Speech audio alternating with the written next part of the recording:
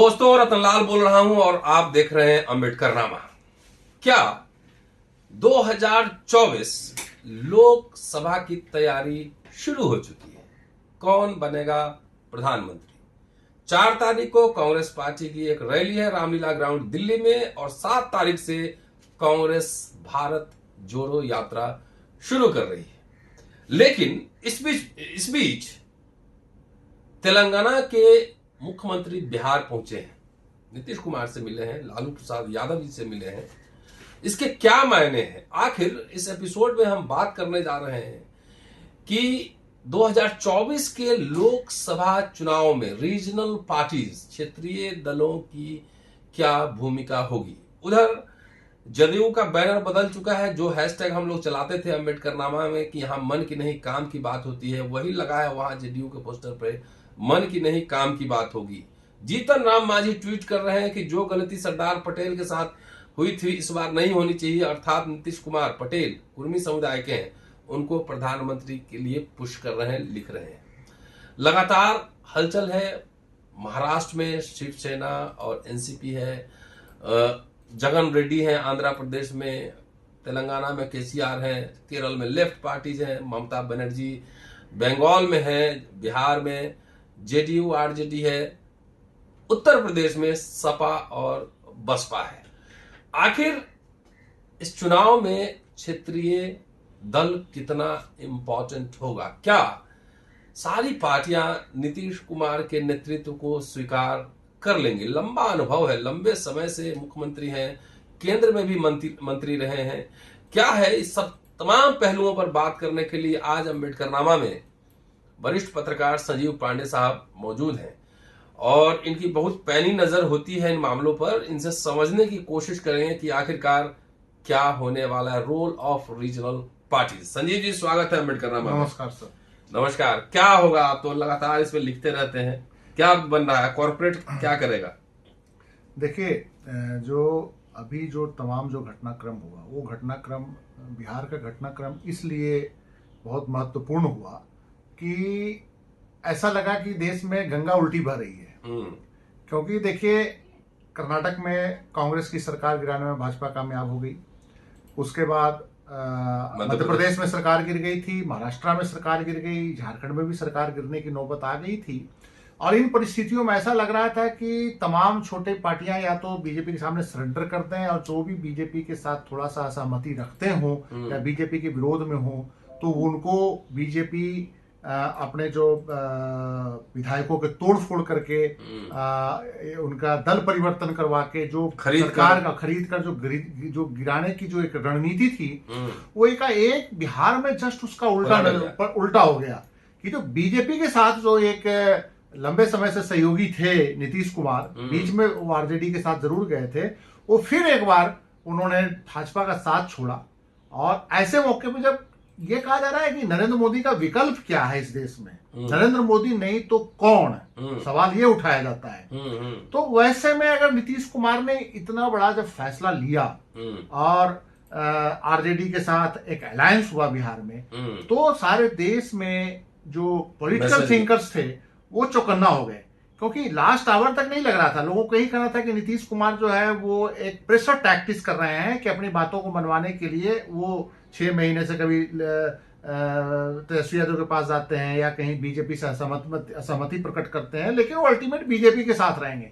लेकिन जिस तरह से सरकार वहां बदली गई, जिसको लोग लग रहे थे, जो प्रेशर टैक्टिक्स समझ रहे थे, उनको लगा कि ये तो बहुत बड़ी बात होगी। तो वैसे में एक नया कयास देश भर में लगाया जा रहा है कि क्या नरेंद्र मोदी को हराया जा सकता है, नरेंद्र मोदी क्या अपराजय नहीं है, नरेंद्र मोदी की पराजय हो सकती है।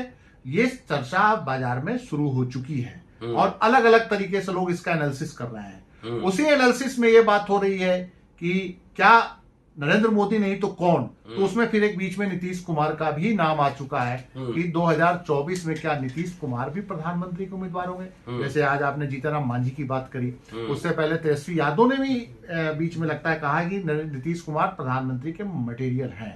तो ऑटोमेटिक है कि ये जो तमाम जो रीजनल पार्टियों के उसके बीच, जैसे बीच में जो ममता बनर्जी प्रधानमंत्री कैंडिडेट बन जाती हैं, और भी तमाम दलों के लोग खुल के तो नहीं प्रकट करते, लेकिन ये नीतीश कुमार वाला जो मसला है कि प्रधानमंत्री के उम्मीदवार हो सकते हैं, इस पे गंभीरता से चर्चा हो रही है, इसमें कोई शक नहीं है इस समय। नहीं, देखिए एक सवाल ये उठता है कि राष्ट्रपति का चुनाव हुआ तो यूपीए के पास अपना कोई उम्मीदवार नहीं था, और वैसे जो बीजेपी के साथ पहले जो मिनिस्टर थे अटल बिहारी वाजपेयी में, उनको इन्होंने यशवंत सिन्हा को राष्ट्रपति उम्मीदवार बनाया। अब प्राइम मिनिस्टर के बाद नीतीश कुमार जी लंबे समय से एनडीए का पार्ट रहे हैं, अटल बिहारी वाजपेयी के जमाने से रह रहे हैं, तो क्या यूपीए के पास और कोई विकल्प है? देखिए, सबसे बड़ी बात यह है कि जो यूपीए के जो घटक दल हैं, वो आपको जो सत्ता के टाइम में जो घटक दल नजर आते हैं, और जब सत्ता नहीं रहती है तो उनका रवैया कुछ और हो जाता है। जैसे घटक दलों में अगर देखा जाए तो यूपीए घटक दलों में तो गिने चुने कुछ रीजनल पार्टियां ही हैं। कुछ रीजनल पार्टियों का तो स्टैंड जो है वो दोनों तरफ रहता है। जो सत्ता में, जो सेंटर में जिसकी पार्टी रहती है, वो अंदर खाते उनके साथ मिलके चलते हैं, बाहर से विरोध करते होते हैं। तो सवाल ये है कि नीतीश कुमार तो सेंटर के यूपीए में कई पार्ट शायद नहीं बने हैं। 2004 से 2013 तक वो सेंटर के यूपीए के पार्ट नहीं थे। एनडीए के पार्ट सेंटर में और रहे हैं। लेकिन तो अहम सवाल ये है कि जो ऐसे दल जो दोनों तरफ चल रहे हैं, रीजनल पार्टियां, देखिए रीजनल पार्टियों को लेकर एक बात बड़ा स्पष्ट है कि हम, जैसे भारतीय जनता पार्टी के जो राष्ट्रीय अध्यक्ष ने जो एक बड़ी ही अजीब सी बात करी थी पटना में कि रीजनल पार्टियां खत्म कर देंगे। शायद उनको चुनावी आंकड़े नहीं मालूम, या भारतीय जनता पार्टी में कालिदास लोगों की कमी नहीं है, तो रीजनल पार्टियां ही उनको खत्म न कर दे कहीं, ऐसा मतलब आप ये देखिए कि 2019 के जो चुनावी आंकड़े हैं उसमें जो गैर भाजपा गैर कांग्रेसी दलों को 26 करोड़ मत पड़े हैं 60 करोड़ में से। तो आप कैसे उसको कर सकते हैं? डीएमके के पास 24 सीट है, 25 सीट है, ममता बनर्जी के पास 22, 23, 24 सीट है पार्लियामेंट के अंदर, बाकी और छोटे छोटे दल हैं। तो आप ऐसे थोड़ी है कि रीजनल पार्टियों को 2024 में आप ऐसे ही खत्म कर देंगे, उनका वोट बैंक। आपका क्या ऐसा प्लान है कि जो 24 करोड़ 26 करोड़ जो उनको वोट मिले हैं वो सारे आपकी तरफ आ जाएंगे? तो ये जो मतलब किस तरह का जो बयान था वो रीजनल पार्टियों को अलर्ट किया। एक तो है कि ये जो इस तरह के जो बीजेपी का जो एक मतलब कि उसको क्या कर सकते हैं हिंदी में, तानाशाही, कि हम डेमोक्रेसी में विश्वास ही नहीं करते, हम रीजनल पार्टियों को खत्म कर देंगे, हम अपोजिशन को खत्म कर देंगे, तो ये लोकतंत्र थोड़ी है। तो ये जो है रीजनल पार्टियां अलर्ट हो गई। लेकिन एक सवाल बड़ा इंपॉर्टेंट है, कुछ रीजनल पार्टियां जो है वो डिसीजन बड़े तरीके से लेती है। जैसे मैं एक उदाहरण देना चाहता हूं कि नवीन पटनायक है। नवीन पटनायक को लेकर नरेंद्र मोदी कभी भी या सेंटर की गवर्नमेंट बहुत एग्रेसिव उड़ीसा में नहीं रही है कि इनको सरकार गिराना है, इनके सरकार को खत्म करना है, इनके विधायक को खरीद लेना है। आखिर ऐसा क्या है? यही जगनमोहन रेड्डी को लेकर भी है कि वो बहुत एग्रेसिव नहीं है कि वहां पे आंध्र प्रदेश में इनकी सरकार को गिरा देना है। अब नवीन पटनायक को लेके जाता है कि नवीन कहीं ना कहीं नरेंद्र मोदी की पॉलिटिक्स में एक बड़ी एक उनकी आप खूबी कह लीजिए, या आप दूसरे एंगल से कहेंगे तो कहेंगे कि नहीं, ये तो लोकतंत्र के लिए अच्छी बात नहीं है। कॉर्पोरेट सेक्टर जो है वो कुछ रीजनल पार्टियों और नरेंद्र मोदी के बीच एक सेतु बना हुआ है, ब्रिज बना हुआ है। नवीन पटनायक के राज्य में जो आप इन्वेस्टमेंट को देखिए, नवीन पटनायक के राज्य में जो इन्वेस्टमेंट है उन्हीं कॉर्पोरेट घरानों के हैं सबसे ज्यादा, जो नवीन पटनायक के राज्य में सबसे ज्यादा वहां पे इन्वेस्ट करते रहे हैं, लेकिन वो नरेंद्र मोदी के भी काफी नजदीक हैं। जैसे स्टील, जिंदल स्टील, सज्जन जिंदल नरेंद्र मोदी के बहुत नजदीक हैं। गौतम अदानी को जैसे धमीरा एक पोर्ट का वहां नवीन पटनायक के राज्य में ही बहुत बड़ा पोर्ट मिला है वहां पे उड़ीसा के अंदर। तो कॉर्पोरेट इंटरेस्ट जो होता है उसमें कॉर्पोरेट आज की डेट में जो इंडियन पॉलिटिक्स में जो बहुत इंपॉर्टेंट रोल प्ले कर रहा है और जो पीछे से गेम खेलता है और जो समझौते कराता है, और या आप कह लीजिए कॉर्पोरेट और पूंजी का इतना प्रभाव हो गया है कि राजनीतिक दलों की मजबूरी है कि कॉर्पोरेट के दबाव में एक दूसरे से समझौता करें और अपना वैचारिक जो वो है कमिटमेंट है उससे पीछे हट जाए और कॉर्पोरेट डिजाइन के हिसाब से काम करें। अब देखिए, जैसे आप कुछ बीच में देख रहे होंगे नीतीश कुमार को यही सब चुनौतियां सामने आएंगी। अगर वो प्रधानमंत्री के उम्मीदवार बनना चाहते हैं तो ये देखना होगा कि क्या उनके साथ स्टालिन चलेंगे, क्या उनके साथ जगनमोहन रेड्डी चलेंगे, क्या केसीआर तो चल रहा है, जैसे केसीआर खुल के क्या उनके साथ ममता बनर्जी चलेगी, क्या उनके साथ नवीन पटनायक चलेंगे, क्या उनके साथ शरद पवार चलेंगे, क्या उनके साथ शिवसेना चलेगी। ये तमाम जो रीजनल पार्टियां हैं, और एक जो रीजनल पार्टी के रूप में जो धीरे धीरे एक नया जो अभी ग्रुप आया है, जैसे अरविंद केजरीवाल की पार्टी है, ये किधर जाएंगे, क्योंकि पंजाब में भी इनका राज्य है और अभी बता रहे हैं कि गुजरात के अंदर भी इनका थोड़ा सा प्रभाव बढ़ा है और इस विधानसभा चुनाव में वो भारतीय जनता पार्टी के साथ अच्छी लड़ाई देने की स्थिति में है, जो चर्चा है। चुनाव में क्या होगा इसका नहीं पता। तो क्या इस तरह के जो रीजनल ग्रुप्स हैं जिनका आपस में भी इनर कन्फ्रंटेशन है अलग अलग मुद्दों पे, क्या ये नीतीश कुमार के साथ आएंगे? देखिए, आरजेडी नीतीश कुमार के साथ आ जाएगी, बिहार से सपोर्ट मिल जाएगा। हो सकता है मुलायम सिंह यादव की जो पार्टी है, अखिलेश यादव भी आ सके, तो फिर मायावती आएंगे कि नहीं आएंगी, ये भी देखना होगा। तो ये जो तमाम जो एक कठिनाई है या जो इकट्ठा करने में है। अब देखिए ममता बनर्जी का, देखिए ममता बनर्जी पिछले 2 महीने से, देखिए ममता बनर्जी पे ईडी का भी प्रेशर है, सीबीआई का प्रेशर है। इस बीच एक दो देखिए कि वेस्ट बंगाल में जो वहां के जो 2 बड़े नेता हैं, उन्होंने पिछले दिनों एक आरोप लगाया कि सीबीआई ढंग से जांच नहीं कर रही है जो भारतीय जनता पार्टी के कार्यकर्ताओं के साथ जो जुल्म हुआ था वेस्ट बंगाल में पिछले चुनाव के दौरान, और जो सीबीआई इंक्वायरी की जो दी गई थी, सीबीआई उसमें ईमानदारी से काम नहीं कर रही है और ममता बनर्जी की मदद कर रही है। ये एक एलिगेशन वेस्ट बंगाल भाजपा के 2 बड़े नेताओं ने लगाया था, जिसमें वर्तमान प्रदेश अध्यक्ष और पूर्व प्रदेश अध्यक्ष दोनों थे। ममता बनर्जी भी बीच बीच में कुछ ना कुछ ऐसा अपना एक्शन ले रही है जिससे लगता है कि वो बिहेवियर उसका है कि जैसे उनका ऐसा बिहेवियर ऐसा लगता है कि कांग्रेस के साथ डिस्टेंस दिखा रही है, भारतीय जनता पार्टी से नजदीक आ रही है। जैसे उपराष्ट्रपति का चुनाव हुआ, उपराष्ट्रपति के चुनाव में आपने किस आधार पे मार्गरेट अलवा का सपोर्ट नहीं किया और उनको मदद एक तरह से अप्रत्यक्ष रूप से की जो लगातार वेस्ट बंगाल में आपके पीछे पड़े हुए थे। जो उपराष्ट्रपति अभी वर्तमान में है धनखड़ साहब, वो वेस्ट बंगाल के गवर्नर थे और ममता बनर्जी से उनका 36 का आंकड़ा था, बहुत तनाव था, लेकिन उन्होंने तो मदद कर दी उनको उपराष्ट्रपति चुनाव में। तो कौन सा ऐसा एक इंटरनल अरेंजमेंट हुआ भारतीय जनता पार्टी के लीडरशिप या दिल्ली की केंद्र सरकार और वेस्ट बंगाल गवर्नमेंट या ममता बनर्जी के बीच? क्या वो इंटरनल अरेंजमेंट में कॉर्पोरेट सेक्टर है? देखिए पिछले 6 महीने 1 साल में गौतम अदानी और ममता बनर्जी की नजदीकी बहुत ज्यादा हुई है। जैसे हल्दिया का जो पोर्ट है उसका बर्थ नंबर 2 का डेवलपमेंट जो है, एक बर्थ का डेवलपमेंट का काम गौतम अदानी को ममता बनर्जी ने दिया। ऑलरेडी हल्दिया में उनका एडिबल ऑयल का प्लांट है गौतम अदानी का। वर्धमान में उन्होंने एक बहुत बड़ा चावल का मिल खरीदा है। उसके अलावा जो एक बहुत बड़ा पोर्ट 1000 हेक्टेयर में मेदिनीपुर के आसपास कहीं बनने जा रहा है, ताजपुर पोर्ट है, उसका भी मेन जो काम इन्हीं को मिलने जा रहा है। और गौतम अदानी अभी जो वहां बिजनेस समिट हुआ तो उसमें बहुत चीफ गेस्ट के तौर पे थे ममता बनर्जी के साथ। मुकेश अंबानी वहां नजर नहीं आया जो 2019-20 में वहां लगातार एक्टिव थे।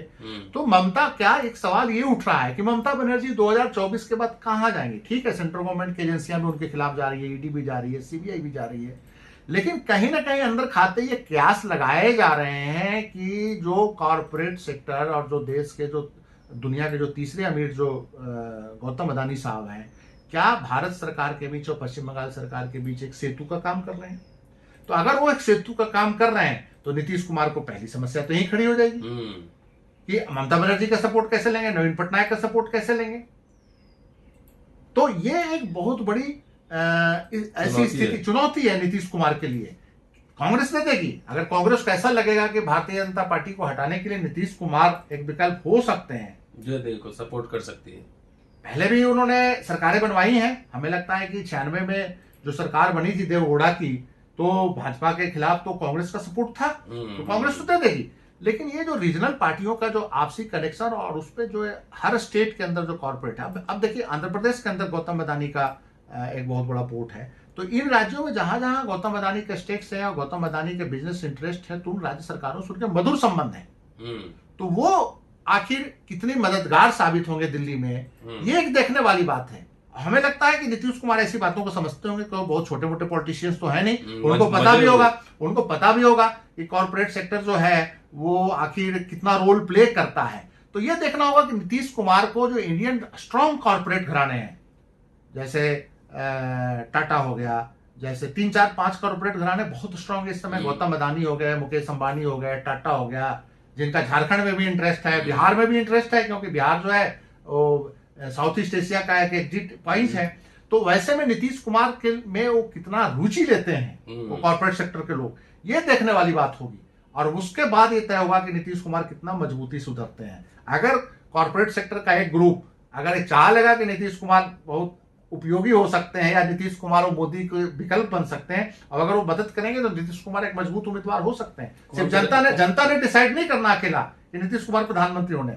हाँ, अब यह है कि नीतीश कुमार का जो जातीय गणित है, देखिए बिहार में कुर्मी बेशक अल्पसंख्यक हो, और जगह है 3 से 4% कहते हैं कुर्मी आबादी है, 2.5-3। उत्तर प्रदेश में, मध्य प्रदेश, उत्तर प्रदेश में कुर्मी अच्छी संख्या में है, जो बीजेपी के परंपरागत वोटर हैं। लोगों को लगता है कि अगर वो परंपरागत वोटर नहीं है लेकिन पिछले 20 सालों में वो बीजेपी के साथ ही रहे हैं, तो अगर लगेगा कि प्रधानमंत्री हमारी जाति से आ रहा है तो ऑटोमेटिक है कि उत्तर प्रदेश से कुर्मी।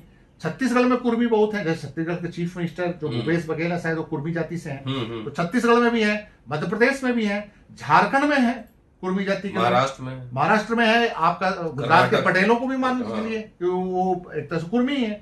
तो मेरा ये कहना है कि उस जातीय गुणा गणित में एक उनका अच्छा समर्थन है।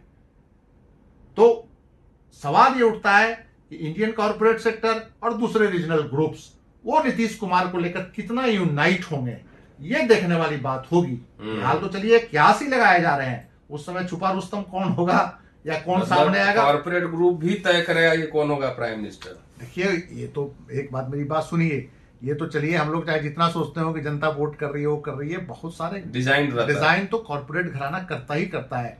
अब देखिए बिहार में जैसे उल्टी गंगा बही है तो उसके पीछे भी लोग कहते हैं कि 2 कॉर्पोरेट घरानों की लड़ाई है। कौन? अंबानी की बात हो रही है, अंबानी से नाराज चल रहे हैं। ये भी कह रहे हैं कि 2024 में दोनों कॉर्पोरेट घराने आमने सामने होंगे, कोई उधर होगा कोई इधर होगा, तो उनके गेम पे भी चर्चा तो हो ही रही है। तो अब वो जो गेम का जो चर्चा हो रही है, तो उस चर्चा में ये मतलब कि देखिए सिर्फ चर्चा और गॉसिप नहीं होता, गेम तो होता ही है।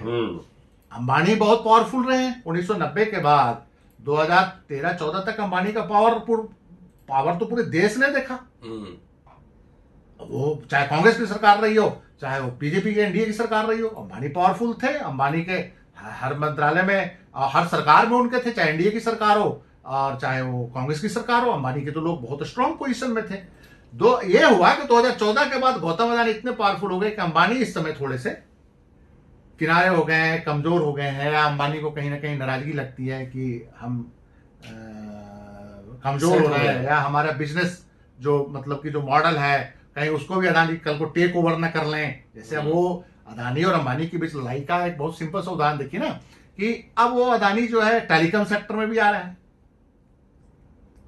वो अंबानी के लिए ही चैलेंज है ना। देश में जो सबसे ज्यादा जो सब्सक्राइबर है वो तो जियो के पास है, सेकंड नंबर पे एयरटेल है, थर्ड नंबर पे वोडाफोन है। तो ऑटोमेटिक है कि उसके बिजनेस इंटरेस्ट में जब अदानी आ रहे हैं तो इतना आसानी से तो मतलब कि अंबानी उसको समझ नहीं, ऐसे थोड़ी सोच रहे हैं। मतलब सत्ता पीएम अडानी अंबानी सब कुछ ठीक ठाक नहीं है फिलहाल जो एक चर्चा है राजनीतिक गलियारों में कि कहीं ना कहीं इस तरह की बातें हो रही हैं। बिहार का जो घटनाक्रम है बहुत सामान्य घटनाक्रम नहीं माना जा रहा है, और अगर ये बात चल रही है कि नीतीश कुमार प्राइम मिनिस्टर के उम्मीदवार होते हैं तो ये भी हवा में नहीं है।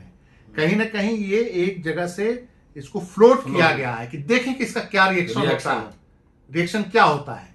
उस रिएक्शन के बाद फिर उस हिसाब से तैयारी होगी आगे। अभी राजनीति के बड़े महागुरु खिलाड़ी हैं, अभी शरद पवार साहब का बयान नहीं आया।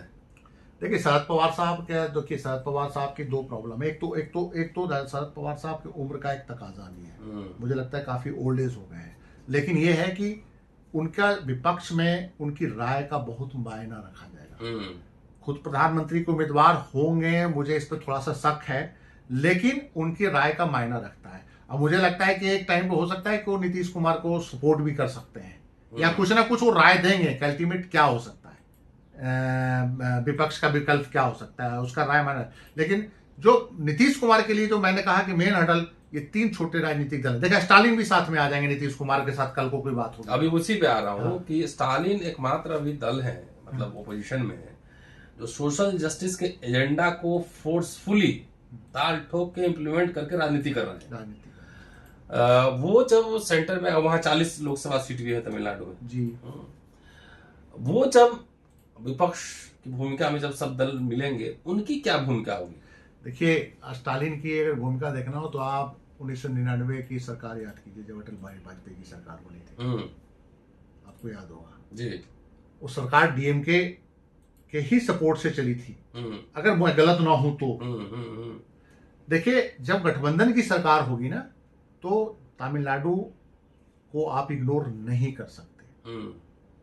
और अभी जो वहां की स्थिति बनी हुई है कि जो जयललिता का पार्टी दो फाड़ हो चुका है, तो अभी जो सबसे स्ट्रॉन्गेस्ट ग्रुप है वो स्टालिन का ही है, डीएमके का ही है। तो डीएमके अगर वहां पे लोकसभा में अच्छी सीटें लेके आती है, तो मुझे लगता है कि उसके बिना केंद्र में अगर कोई हंग पार्लियामेंट की स्थिति आ जाए, तो उसके बिना तो सरकार बननी नहीं। देखिए, बड़े राज्य कौन से हैं? बड़े राज्य है महाराष्ट्र, तमिलनाडु, वेस्ट बंगाल, बिहार और उत्तर प्रदेश। ये बड़े राज्य हैं जहां काफी सीटें हैं। तो ठीक है, मान के चलिए कि उत्तर प्रदेश में बीजेपी बहुत स्ट्रांग है, इससे हम आज डिनाई नहीं कर सकते, अपोजिशन बटा हुआ है। क्या सपा बसपा का गठबंधन संभव है? देखिए, होने के लिए तो गठबंधन, राजनीति में कुछ भी हो सकता है, लेकिन जो अभी जो हालात फिलहाल जो दिख रहे हैं, उस हिसाब से तो गठबंधन लग नहीं रहा है को होगा। और यहाँ पे भारतीय जनता पार्टी अभी भी जिस ढंग से विधानसभा चुनाव जीती है, तो मजबूती तो सामने दिख रही है। लेकिन जो बाकी राज्य हैं, जैसे कोस्टल राज्य है, अगर आप ज्योग्राफिकली देखिए तो कोस्टल राज्यों में बीजेपी बहुत कमजोर है। वेस्ट बंगाल से आप उठाइए, वेस्ट बंगाल आ गया, उड़ीसा आ गया, आंध्र प्रदेश आ गया, नीचे तमिलनाडु आ गया, उसके नीचे केरल आ गया। भारतीय जनता पार्टी यहाँ कहीं लड़ाई में नहीं है इन राज्यों में। तो आखिर इन राज्यों के लिए ये राज्य ही अगले अगले चुनाव में अगर भाजपा कहीं हिंदी बेल्ट में कमजोर हो जाती है, तो भाजपा का जो परफॉर्मेंस का बेल्ट है, उत्तर प्रदेश है, राजस्थान है, मध्य प्रदेश है, गुजरात है, बिहार है। अब बिहार में देखिए 39 सीटें इनके पास थी, 40 में से नीतीश के गठबंधन के साथ। तो ऑटोमेटिक है कि 40 सीटें अगर गठबंधन नहीं हुआ तो भारतीय जनता पार्टी वो परफॉर्मेंस नहीं दे पाएगी, तो यहाँ सीटें घटेगी। तो इनके पास तो हिंदी, जैसे हरियाणा है, हरियाणा में काफी सीटें जीत के आए, दिल्ली में सारी सीटें जीत गए थे। तो इन राज्यों में परफॉर्मेंस, अगर भाजपा सेम परफॉर्मेंस नहीं दोहरा पाती है, तो घटी हुई सीटों का जुगाड़ कहां से होगा? बाकी राज्यों में कोई विकास होता दिख नहीं रहा है। कोस्टल राज्य जैसे हो गया, वेस्ट बंगाल हो गया, तमिलनाडु हो गया, आप देख लीजिए उड़ीसा हो गया, आंध्र प्रदेश हो गया, यहाँ पे तो दिख नहीं रहा है, जो पूर्वी जो तट के जो राज्य है भारत के। तो उन परिस्थितियों में भारतीय जनता पार्टी का सीटों का जुगाड़ कहां से होगा? देखिए, जो हिंदी बेल्ट में जो स्थिति लग रही है, जो बेरोजगारी है और जो तमाम जो मुद्दे हैं जिसपे सरकार, महंगाई है और तमाम मुद्दों पर जो सरकार की जो विफलता नजर आ रही है, उस तो ऐसा नहीं लगता कि ये तो पुरानी जो 2019 वाली जो परफॉर्मेंस है वो दोहरा पाएंगे। तो उस परफॉर्मेंस में जब ये विपक्षी दलों को भी नजर आ रहा है कि भाजपा कमजोर हो रही है, नरेंद्र मोदी का वो मैजिक या वो चीजें दिख नहीं रही है, तो उन परिस्थितियों में फिर ये जो रीजनल पार्टियां निश्चित रूप से स्ट्रांग होकर फिर तो कहीं 1999 वाली, 1996 वाली, 1991 वाली स्थिति ना आ जाए इस मुल्क के अंदर, कि राष्ट्रीय जो क्षेत्रीय पार्टियां हैं वो सरकार बनाने में एक अहम भूमिका की स्थिति में आ जाएंगे। इस समय देखिए, इस समय बीजेपी के साथ कोई भी बड़ी रीजनल पार्टी दिख नहीं रही है। अगर आप गठबंधन को ध्यान से देखें, शिवसेना इनके मेन एलाई होते थे, वो नहीं है। चलिए, अब एकनाथ शिंदे टूट के आ गए हैं, अब देखना है कि उनके साथ ये उत्तर प्रदेश की दो रीजनल पार्टियां अंदर से तो चाहे जो ऊपर से तो नहीं है, बिहार में दोनों रीजनल पार्टियां इनसे टूट चुकी हैं, वेस्ट बंगाल रीजनल पार्टी खुल के भी इनके साथ नहीं है, पोस्ट इलेक्शन अलायंस हो जाए तो हो जाए। बीजू जनता दल जो है सरकार में नहीं है, और ठीक है, एक टैक्टिकल अलायंस है, जगनमोहन रेड्डी का एक टैक्टिकल अलायंस है, इनके साथ खुल के नहीं है। केसीआर इनके खिलाफ है, स्टालिन इनके खिलाफ है। तो बड़ी रीजनल पार्टियां तो बीजेपी के साथ है नहीं इस समय। तो ये जो है, ये बीजेपी को दिखाना पड़ेगा अल्टीमेट कि हम रीजनल पार्टियां, जो नड्डा साहब ने जो एक बयान दिया कि रीजनल पार्टियों को खत्म कर देंगे, कहीं ये स्थिति ना आ जाए कि 2024 में रीजनल पार्टियां फिर सरकार इनकी बनने ही ना दे। अगर ये स्थिति आ जाएगी तो कमंडल नहीं चलेगा। देखिए, कमंडल, देखिए कई राज्यों का कमंडल का, अच्छा भारतीय जनता पार्टी क्या बात कर रहे हैं हम, मंडल समझ गए, कमंडल। देखिए, कमंडल जितना इन्होंने चलाना था वो चला, 2014 में भी चला, कुछ 2019 में भी चला, उस हिसाब से अलग अलग पोलराइजेशन करने की स्थिति हो रही है। लेकिन बाकी फैक्टर्स भी तो है ना, बेरोजगारी फैक्टर है, महंगाई फैक्टर है। तो ये तमाम फैक्टर को देखिए, वो अगर उसके कारण ही 5% वोट जोड़ रहे हैं, तो 10% वोट इधर महंगाई के कारण और जो इनके जो वोट पड़े हैं बेरोजगारी के कारण, वो घटे भी हैं। और ये जो है आपको दिख रहा है। अब देखिए, अब एक बहुत बड़ा इंपॉर्टेंट मैं आपसे बात करना चाह रहा था कि जैसे झारखंड है, मतलब कि भारतीय जनता पार्टी के निर्णय जो करने वाले लोग हैं वो किस तरह से फैसला लेते हैं हम्म, कि झारखंड में अभी सरकार क्राइसिस में है। हम्म, अब आप कहते हैं कि हम लोकतांत्रिक हैं, हम लोकतंत्र में विश्वास रखते हैं, हम्म, लेकिन जो देश का अकेला एक ट्राइबल चीफ मिनिस्टर है उसको भी डिस्टर्ब कर रहे हैं। उसको आप डिस्टर्ब, एक तरफ तो आप पूरे देश के ट्राइबलों को ये संदेश देना चाहते हैं कि हमने राष्ट्रपति। ट्राइबल को राष्ट्रपति बना दिया, हम्म, दूसरी तरफ एक सिंगल ट्राइबल चीफ मिनिस्टर है उसको Elected. इलेक्टेड। सबसे पहले तो आपने झारखंड में भारतीय जनता पार्टी ने गलत प्रयोग किया कि नॉन ट्राइबल को सीएम बनाया। हम्म, झारखंड राज्य ही ट्राइबल इशू पे बना था, हम्म। तो वहां ट्राइबल सीएम होगा, ट्राइबल राइट्स की बात हो रही थी, ट्राइबल बहुमत में है, तो वो उन परिस्थितियों में आपने एक नया प्रयोग किया। अब अगर वहां की जनता ने अपना एक ट्राइबल सीएम चुना है तो आप उसको भी आप पदस्थ करने के लिए चल रहे हैं। तो एक तरफ तो आप चाहते हैं कि रीजनल पार्टी आपका सहयोग भी करे, आपके साथ गठबंधन में है और उसको खाना भी चाहते हैं। दोनों चीजें साथ साथ नहीं चल सकती। अटल बिहारी वाजपेयी इस मामले में मजबूत समझ लिए हुए थे कि रीजनल पार्टियों को कैसे लेके चलना था, वो लेके चले 5 साल। चलिए, तो भारत में कभी भी तानाशाही बर्दाश्त नहीं की गई है। सम्राट अशोक सबसे बड़ा साम्राज्य चलाते थे, लेकिन वो भी मिलजुल कर चलाते थे। अकबर, ब्रिटिश हुकूमत भी थी, रियासतें भी थी। तो देखना दिलचस्प होगा कि 2024 में क्या होने वाला है। क्या बीजेपी एनडीए गठबंधन हारेगा, यूपीए गठबंधन जीतेगा या तीसरा मोर्चा बनेगा, क्या नीतीश कुमार प्रधानमंत्री बनेंगे। पूरा वीडियो देखिए, शेयर सब्सक्राइब करते रहिए। शुक्रिया। जल्दी मिलता हूं अगले एपिसोड में। शुक्रिया।